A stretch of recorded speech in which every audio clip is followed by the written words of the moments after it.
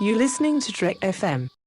Hi, this is Garrett Wong. I played Ensign Harry Kim on Voyager, and you're listening to Trek FM.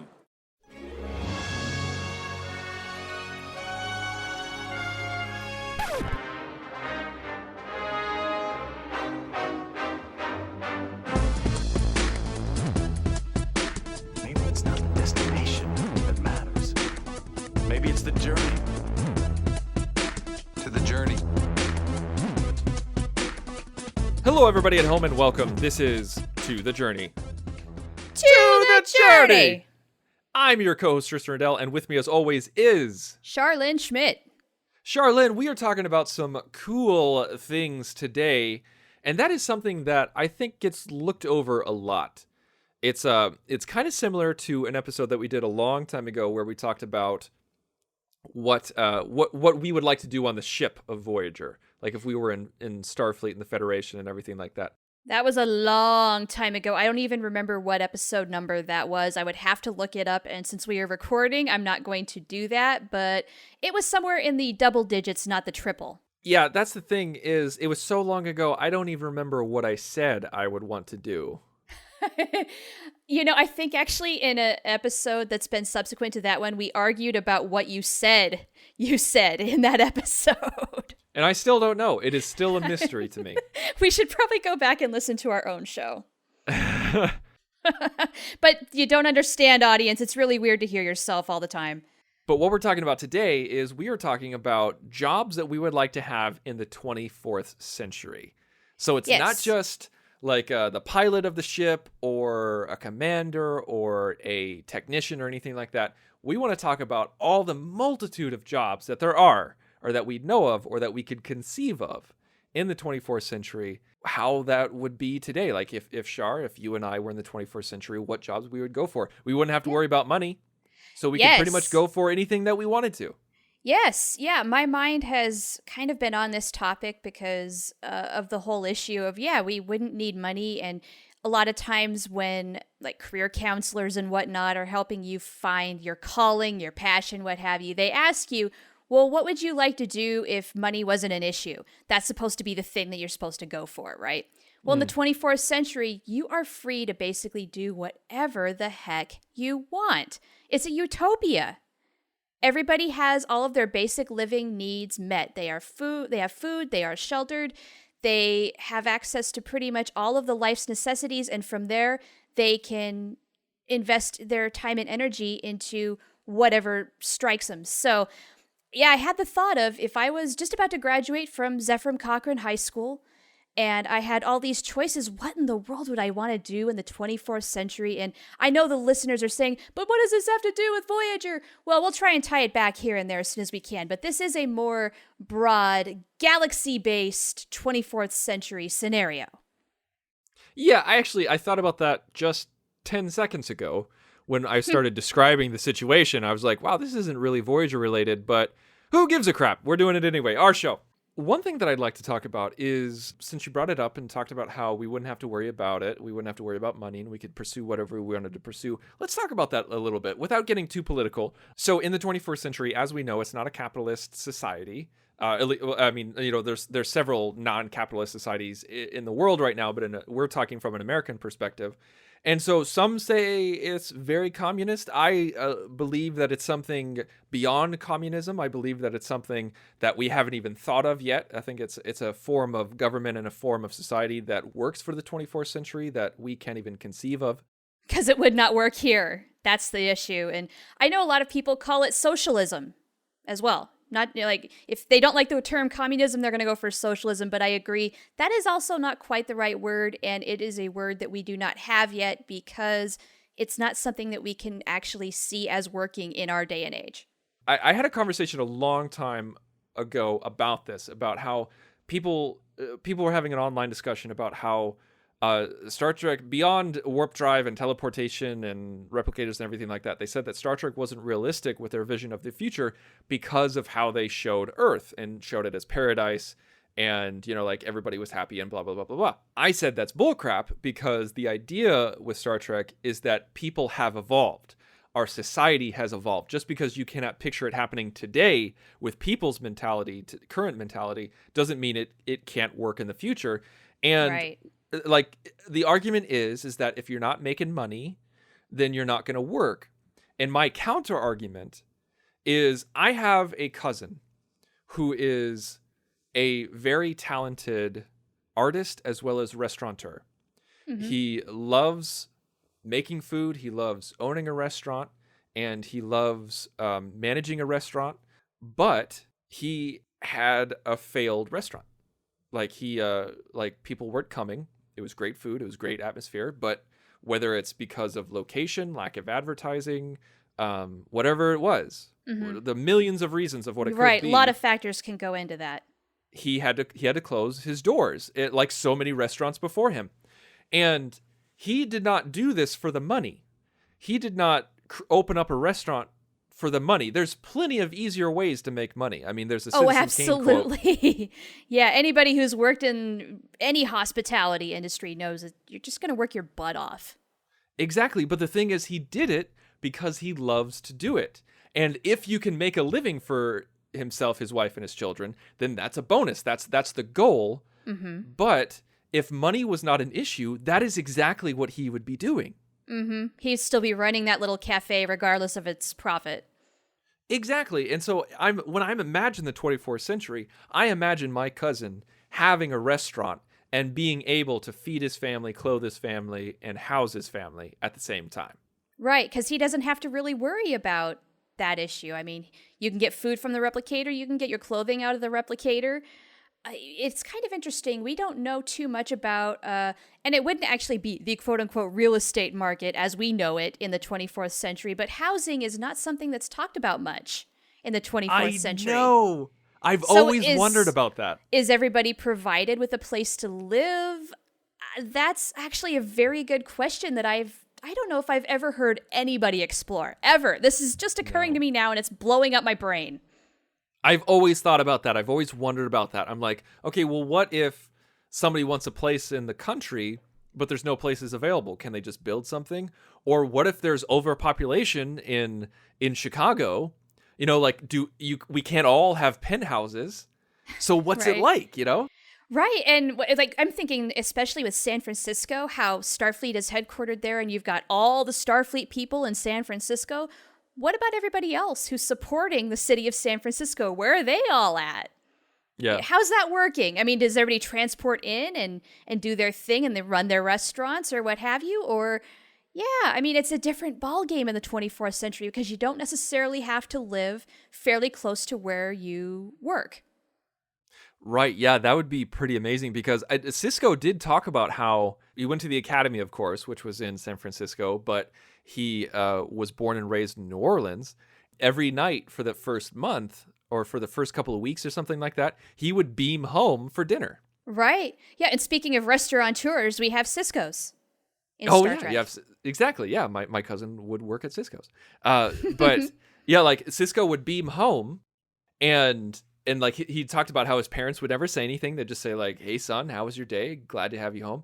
But they knew that he would adjust to life in San Francisco. But the thing is, I think I can't remember who he was talking to, but that other person said, "Oh man, you must have gone through your beaming credits in the first couple of weeks or something like that." And so from that we know that people have credits, like they're allotted certain things. Right. Kind of like an allowance of how many times they can transport, I guess. So I don't know if that's an academy thing or if that's a federation thing. Right. You know? We don't really know. It doesn't get that specific because the economics of the 24th century, I think, are left a little intentionally vague.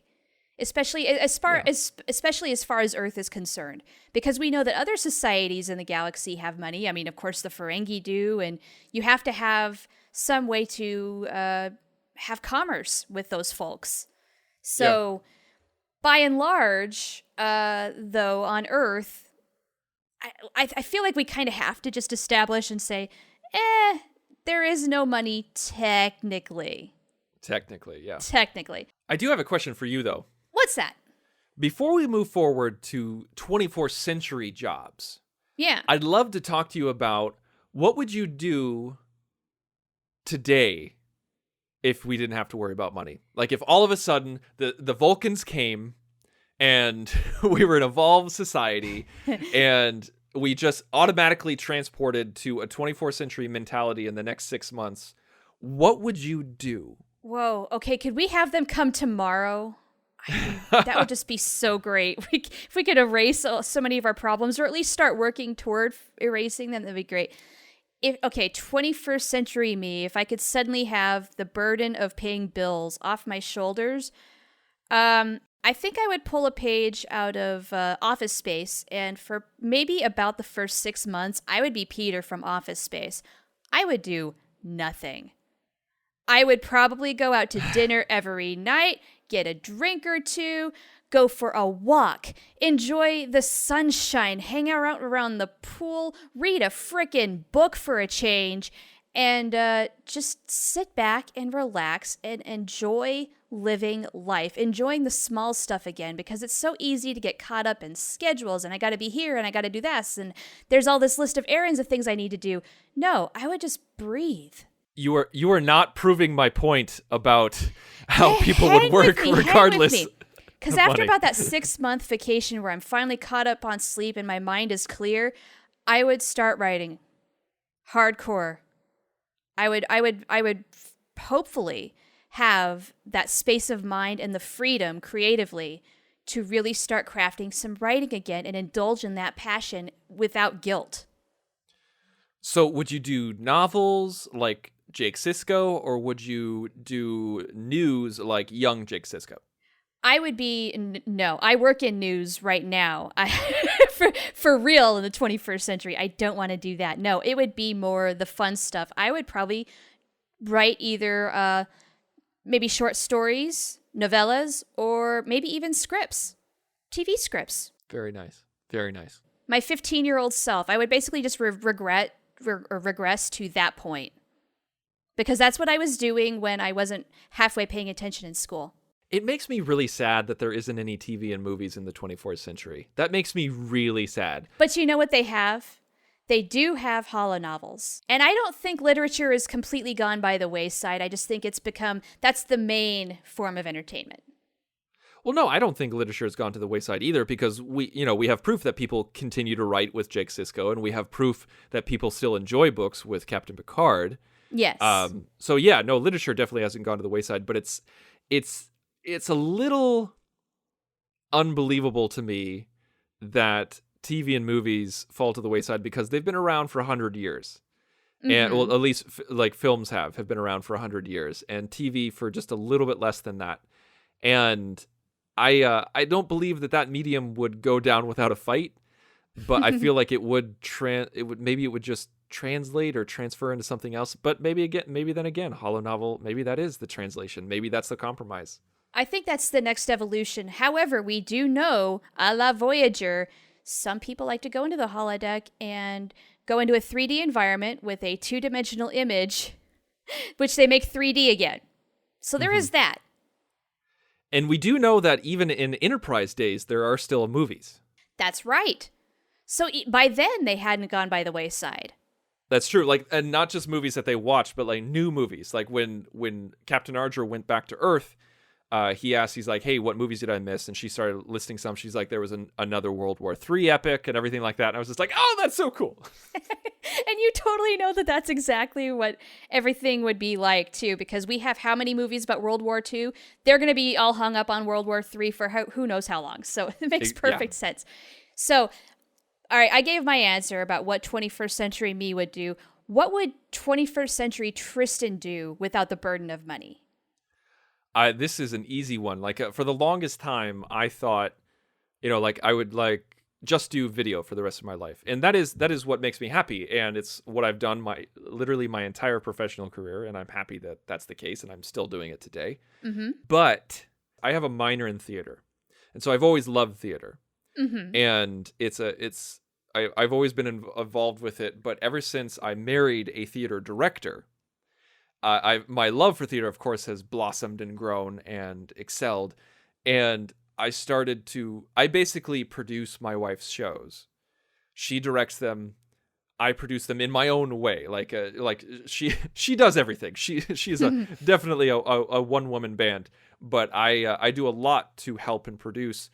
And if I did not have to worry about money, I would do nothing but produce theater. That would be sweet. I'd come see your plays. Definitely. I would produce theater with young kids, with adults, with senior citizens, with everybody. I would create workshops to help build life skills for young people where they can talk in front of crowds, where they can gain teamwork knowledge. I would do all of that. And like my wife and I have this dream where I would love to start a cafe with a stage, essentially, where a cafe during the day and nighttime, but when there's a show going on, it can be converted into a stage space. And I even have a name picked out, and that's what we would do. We would run this small cafe, this coffee bar, and then produce plays. But it's not very economical. Those things don't make a lot of money. And no, so not really. I will most likely never get to do that. But if I lived in the 24th century, I had a 24th century mentality, that is 100% what I would do. That reminds me of something I forgot to put in my own vision. A lot of the writing I would do to make sure I'm halfway social as a human being, I would make sure I'd get out to my favorite coffee shop every single day. And if I'm not actually getting back behind the counter and making the coffee, because I really do appreciate that art, I was a barista for many years, I can at least be in the ambiance of the shop, the buzz a little bit, the smells. It's a great, when it's done right, it's a great scenario, and it's very conducive to creativity. Well, with transporters, you can totally come to my coffee shop. Exactly. So, you know what? This could be a very good thing. I could be like the Sandrine of your coffee shop. So how about we move on to actual 24th century? Yes, let's do that. You and I, because of a freak transporter accident, we've been thrown forward in time.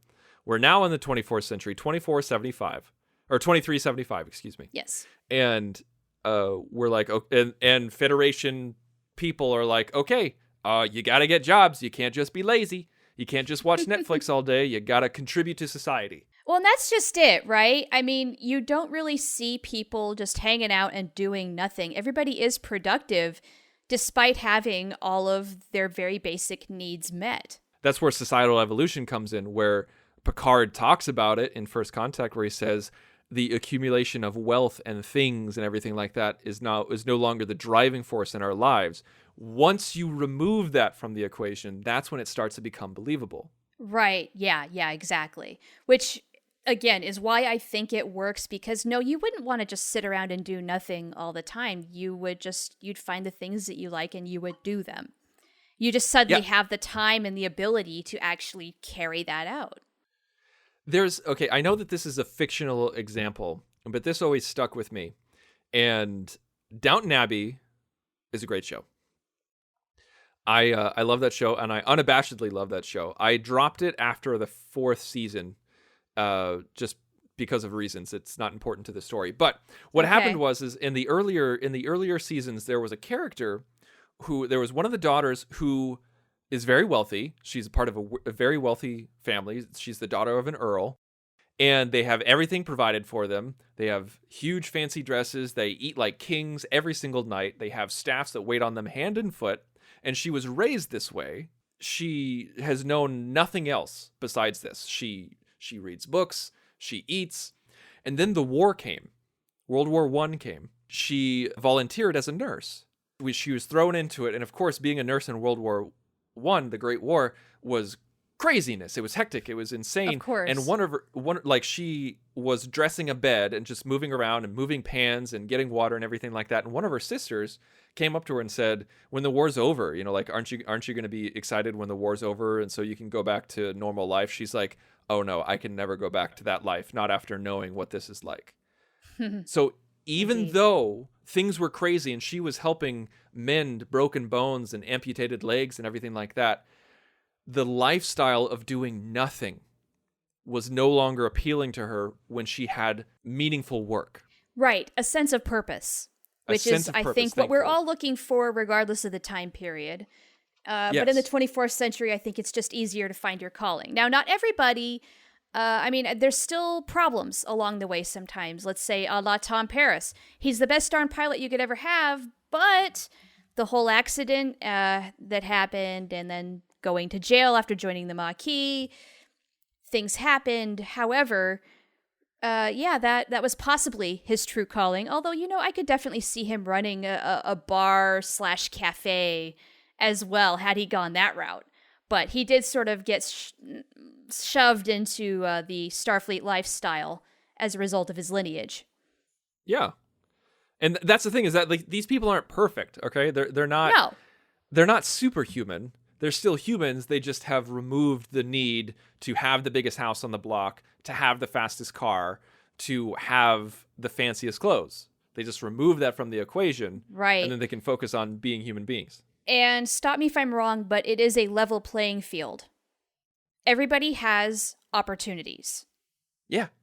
So... Yeah, there's true equity. And because there's true equity, there's true equality. And Yes. it doesn't matter if you're black, white, gay, Hispanic, transgender, doesn't matter. It's a level playing field for everyone. And so there's true diversity. And that's the kind of world I want to live in. Absolutely. Yeah, me too. That is the true utopia, I think, of the Star Trek vision right there. Not just the so-called removal of money, but no, that where everybody has a chance to live their best life. That's amazing. And that's the thing, is that if you don't like Federation society, if you're a human and you don't like how humanity is run, it is so easy to leave. Yes. And do your own thing. Go be a Klingon exchange program participant or something. There's so many other opportunities out there for you. You will find your calling. You will find your place where you fit in. Because how can you not? The whole galaxy is your oyster here. Exactly. And I'm not trying to talk about this whole love it or leave it mentality. It's just very much, you have options. You have hundreds of worlds within the Federation itself to go to, and you could even go outside of the Federation if you wanted to. Right. Yeah. You're not limited just to Earth. You can go to any amount of worlds. You don't necessarily have to serve on a starship to be in space. Yeah. There's a lot of different avenues you can go to. So I'm dying to know now, what sort of things would you want to pursue for a so-called career path in the 24th century? Well, you can tell that there's a lot of crap jobs in the 24th century that people have to do. Cleaning plasma conduits comes to mind. Yeah, stuff like that. And we found out that in the Homecoming novels, the Star Trek Voyager Homecoming novels, we found out that they have holographic technicians do a lot of that work. Oh, right. That was also portrayed in the show.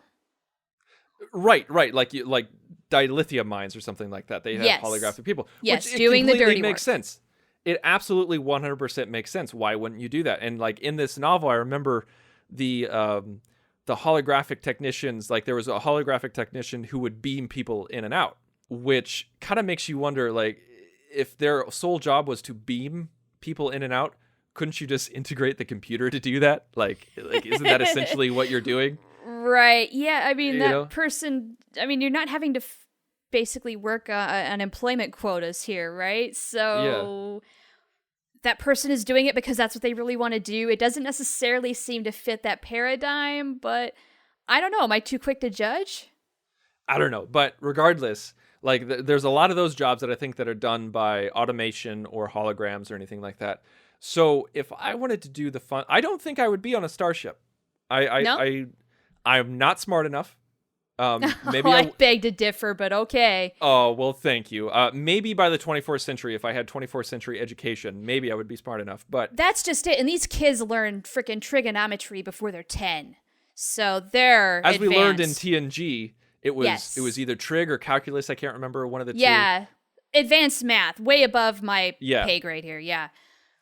And so I keep asking myself, I was like, as much as I love Star Trek and I love starships and the Federation and everything like that, I think the closest that I come up with two things. The closest that I would come to working in Starfleet would be at Utopia Planitia.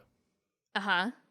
I would love to be involved with ship design and being a part of a project like that, where like from beginning to end, where you help design the ship and then you make it happen. You have your mission patch where it's like the galaxy class project, like you work on that for years and years. And then once that's done, you move on to the next ship. I love the idea of doing that. But more realistically with Tristan Riddell, and my personality just translated to the 24th century, I believe that I would create holo novels.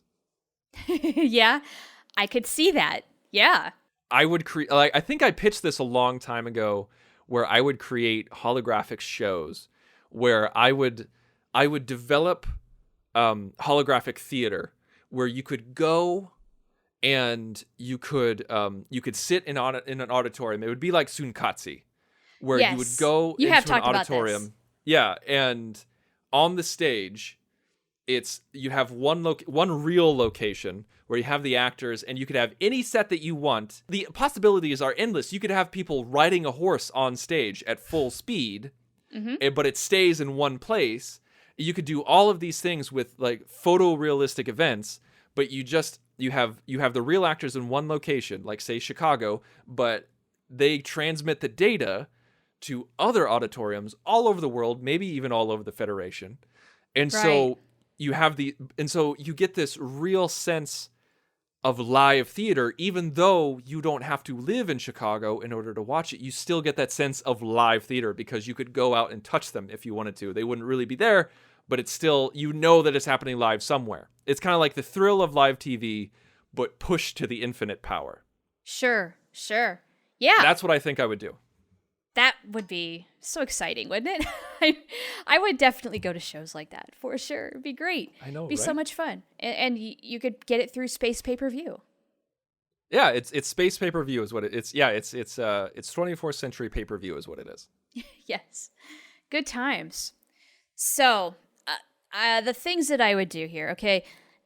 My so-called ideal self, if I could just be anybody doing anything, maybe I really would go for Starfleet. You have to be the best and the brightest. I mean, how many times is that stressed where you've got to be a walking, talking, over-prepared genius to even make it into the academy? That's clearly not me. But if I were raised in the 24th century, maybe I have a fighting chance in hell. I don't know. But it's my fantasy, and I'm going to think that maybe I could actually be a Starfleet officer serving aboard a ship. Doing what? That's a really tough question, because me growing up in the 24th century with the capacity to actually do it, maybe I would be a scientist. That's maybe where I would see myself going, because I love science. I love learning about science. I myself am not a scientist. I do not have that knowledge or training, and frankly, I don't think I have the capacity to do so, because you basically have to be a PhD level to do that really awesome, groundbreaking research that I love reading about. I mean, I love to find out what they learned from all these things, but actually conducting it, no, not happening to me. But if I were in the 24th century, maybe, just maybe, I could work on that. That would be cool. Now, realistically, with realistic boundaries, I think I would still have a very cool job in the 24th century, and that would be probably to be a Guinan type character somewhere, running my own 10 forward aboard a starship, perhaps, maybe working on a station, maybe depending on where. I kind of want to be someplace exciting, but not in constant danger all the time. So, I kind of want to play it a little safe. Or I maybe want to run a coffee shop close to Starfleet Academy and live in the hustle and bustle of all the young recruits and hear about the crazy things going on in their lives. I'll be their shoulder to cry on as they go through the rigors of the academy, and I will give them their Vulcan mocha and make life better. Now, would you have the big saucer hat? If I were the bartender, absolutely, I would have to, right? Now, I really didn't expect that. I did not expect that answer from you about. What did you running think I your was own. going to say? I thought you were going to say holo novel like me. Oh, well, maybe, but I don't know. There's something also that's very freeing about where if monetarily, I don't have to work. It's just kind of fun to get to know people and hear their stories. And being in a lounge like that is the ideal place. You get to hear about all the drama going down on the ship, but you don't have to actively be a part of it. Yeah. And that is really up my alley, for sure. I love to know what's going on, but I don't necessarily want to be in the trenches because, man, that's a bunch of noise. You know how I am about drama, man. It's just like after a while, nope, I'm done. Get me out of here. Now, what kind of science would you do? Because you said it kind of generally. You said you'd wanted to be a scientist, but what kind of science would you think you have a proclivity for? That's a very good question. I don't know if I have an answer, to be quite honest. The 21st century Char, I love, of course, things like space exploration and things that are way over my head, like astrophysics and things of that nature. Maybe, I don't know. Maybe I should amend this. Maybe I'd be working in stellar cartography and doing things like charting the nebulae and cataloging the gaseous anomalies and yada, yada, yada, and enjoying the wonders of all this incredible stuff that is at our disposal in the 24th century. Mm-hmm. Maybe that would be it. Okay, yeah. If I kind of feel the same way that you do about science, where I want to be able to say I'm a man of science. I think that just sounds so cool, but I don't have the right to say that because I love science. I appreciate science, and I believe that science is our future. It's our past, our present, and our future. But I believe that we will be a society that embraces science more and more and more as we evolve. And I was not exposed to the right stuff as a kid. Even though I love science and I'm a huge supporter of science, I just don't have that knack for it. Right. And, Same here. I don't have the aptitude for it. When I was younger, I really wanted to be an astronaut. And then when I learned what I really had to do to make that happen, I was I kind of had to take a step back and say, oh, I don't know if I'm going to be able to do that no matter how hard I work. I had the same exact moment of realization too. It's like the glass just shattered. You know, it's like, oh. If I had 24th century education, I think you mentioned it before, but being an astrophysicist is pretty sexy right now. And so I think... Well, yeah, Neil deGrasse Tyson is about as sexy as it gets, yeah. I know, right? I know a lot of people don't like him, but even more people do like him. I'm one of those people. And I would love to be the TV personality who teaches young kids about science. I would love to be that. That would be pretty cool. Although you strike me as maybe a little more of the Bill Nye type. No. That is completely incorrect. No? I am much more Neil deGrasse Tyson than Bill Nye. Bill Nye is amazing. I love Neil deGrasse Tyson, but I think I love Bill Nye even more. Oh, no argument from here. I love and respect Bill Nye. I think he's fantastic, but that is definitely not my presentation. You just wouldn't be him? No. See, here's another facet of the 24th century that I think is fantastic is you have such a greater opportunity to not just focus on one thing, but to basically be a Renaissance man. You know, if you think about it, yes, they have their career paths. Yes, they have their jobs, but a lot of them have so many evolved high-end interests outside of it that they are immersed in several disciplines. And oftentimes they are very divergent from what they actually do for their so-called job. Mm-hmm. You know, for instance, with Tom being a pilot, he also loves holonovels. The Doctor, he's a doctor, he also wants to write holonovels. Neelix, for as much as he was a scrounger, he knows how to cook, sort of. Yeah, like if there was ever a Renaissance man, it was definitely Neelix. He was the ultimate of Renaissance level ambition. Let's put it that way. There you go. He had to be kind of the everyman versatile, I can do everything up to a point. Yes. He was a jack of all trades, master of none. Even though this has been a short episode, we're just about 35 minutes. I think that's a good conversation. I think this is I think it gave us great insight into our own hopes and desires and wishes and what we'd like today, what we'd like in the future, and just how we want everybody to hug each other and sing Kumbaya. You know, I think that definitely happened today. Right. And I want everybody out there listening to think about what they would possibly do in the 24th century as well as the 21st century. And I'm going to get all, mushy out here and follow your dreams. Do what you really want to do with your life. Life is too short. Well, career paths are not the only thing that we're talking about on Trek FM this week. Here's a little rundown of what else is being talked about on the network. Previously on Trek.fm, The Orb. What would have been awesome is if he had gone down, he found Valhalla, he went in there, and there was an ancient Bajoran piano there. And somehow, it came to him in a vision. He remembered all of the most popular Bajoran songs from the time. And he started playing those on the piano and singing. It would have been awesome. Saturday Morning Trek. What I had to assure the fans when I talked at the convention or conventions was this is not going to be a kiddie show. This is not going to be a baby show. We are doing Star Trek. And we were able to do Star Trek in some ways a better way because we could have wonderful spaceships, we could have wonderful aliens, wonderful planets, and we still had good stories. Stage 9, a podcast about the people who make Star Trek.